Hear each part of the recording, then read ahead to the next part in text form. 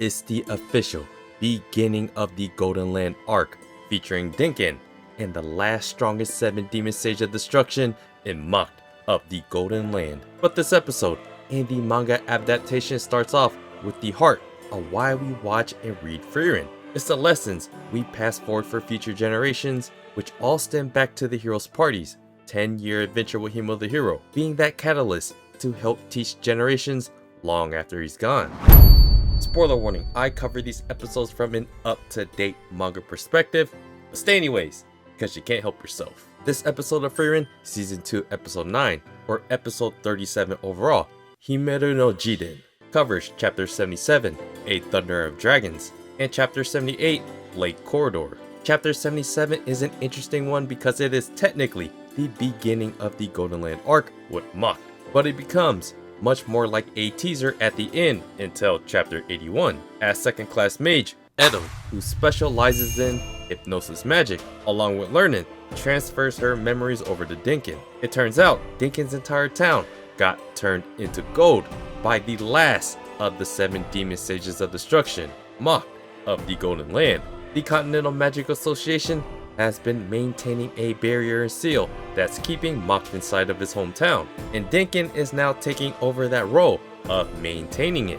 In the first class mage exam, Denken revealed that he wanted to visit his deceased wife's grave, and that is why he wanted to become a first class mage. We are here at that point. If you remember the scene in the Hero of the South episode, we can see Frieren being terrorized by this demon giant silhouette, with her arm clearly covered in gold. I think Chapter 64 in Season 2 Episode 2, or Episode 30 overall, really drove home the point of how demons and humans can't comprehend each other. And it just so happens that the creators added in that scene with Macht turning her arm into gold, because it becomes a great foreshadowing that revolves around Macht's entire character arc, putting to the test everything we know about demons.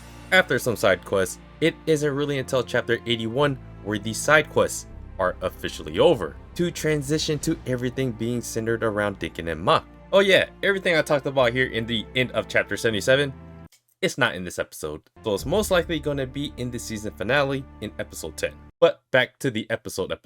The episode starts off where it should, with one of the storyline's main characters in Imperial Mage Denken, who is now a first class mage, who is riding on a carriage reading a note, as he gets dropped off by the chivalric Order of Norm, where he sets off into the woods to meet Edel and Lernen. Since Season 2 is cut short to 10 episodes, we only get one more episode to hype up what should be one of the most iconic arcs in Frieren. And the anime has been doing a great job adding more scenes to give us a little more insight and feel to these crucial characters' experiences. Once again, adding anything chivalric Order of Norm feels welcome. It is currently 30 years after the death of Himmel the Hero, still in the Northern Plateau, in Dragon Region. Frieren's party takes on this side quest to get rid of some thunder dragons.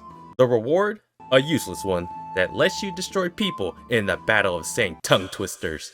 Before taking on the mission, they added some detail to Frieren's initial decision to not help the village out because they are so screwed. However, with Stark and Fern's encouragement, and most importantly, a grimoire as a reward, Frieren changes her mind. You know it's the side quest when you have back-to-back montages. One thing the anime does emphasize more than the manga is the community-driven aspect of Frieren's adventures.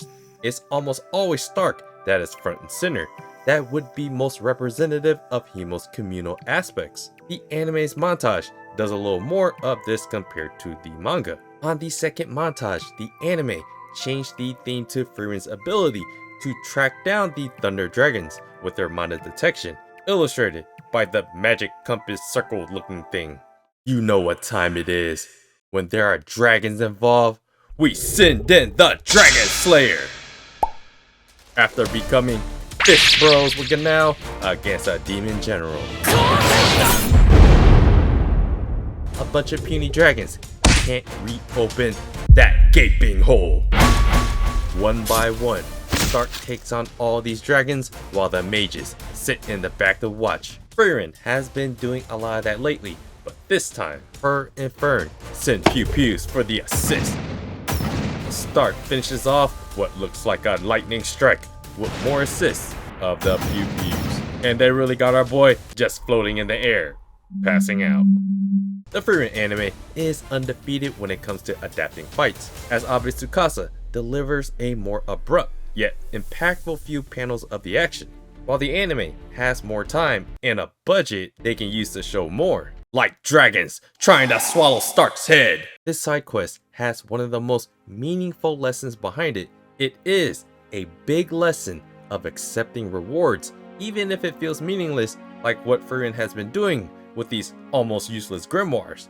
You don't want people to feel indebted to you. Is that actually helping people by making something feel like there's a string attached? So by accepting something like a reward or fee, it's removing that feeling that someone feels they need to repay you. And we all been in this situation when you want to help someone, but don't want them to feel like they owe you something, which is also a situation vice versa, that you may feel indebted to someone that did something for you.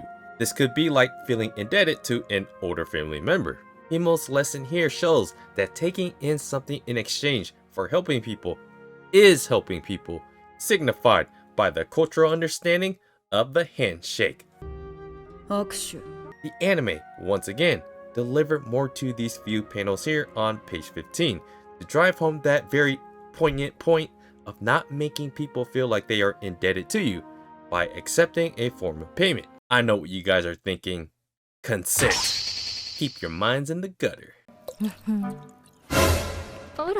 Since this episode does have the search for Himmel's lost memoir, they even added a scene here within that flashback to show him writing in it like in the chapter 78 cover. So it's a neat tidbit of info that showed that this lesson happened before he lost it.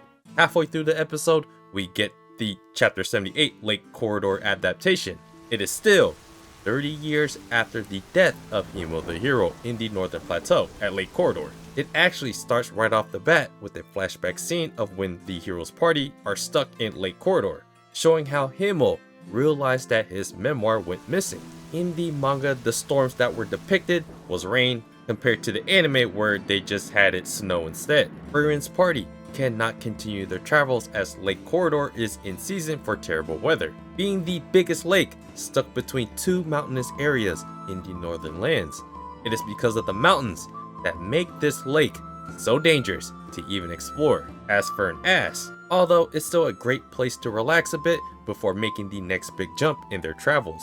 So like in any other town, they do the usual: eat, work out, magic shopping, all within the Frieren montage until the end of freaking winter.